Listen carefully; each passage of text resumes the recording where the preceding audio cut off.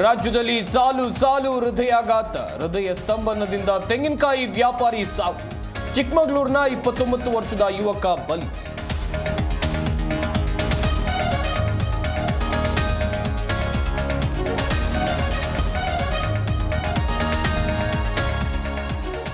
ಮುಖ್ಯಮಂತ್ರಿಗಳಿಂದ ಎಎಸ್ಪಿಗೆ ಅವಮಾನ ಆರೋಪ, ಸ್ವಯಂ ನಿವೃತ್ತಿಗೆ ಮುಂದಾಗಿರೋ ಎಎಸ್ಪಿ ಭರಮನಿ. ಪೊಲೀಸ್ ಇಲಾಖೆಯಿಂದ ಸ್ವಯಂ ನಿವೃತ್ತಿಗೆ ಪತ್ರ.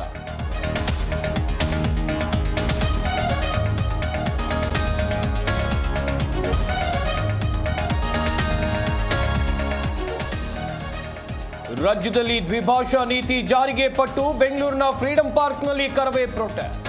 ನಾರಾಯಣಗೌಡ ನೇತೃತ್ವದಲ್ಲಿ ಹೋರಾಟ.